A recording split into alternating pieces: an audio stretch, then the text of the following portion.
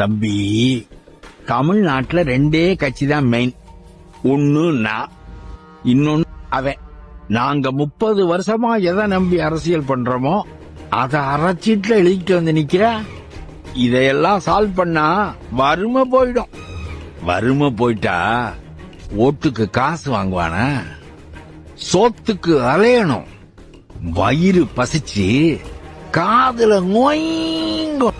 அப்போதான் நாங்க கொடுக்கிற 5000 ரூபாய்க்கு நாய் மாதிரி வந்து ஓட்டு போடுவேன். 234 தொகுதியிலையும் என் ஆளுங்களை நிறுத்துறேன். உங்ககிட்ட அவ்வளவு பணம் இருக்கா?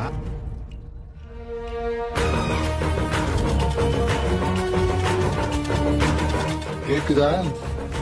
சத்தம்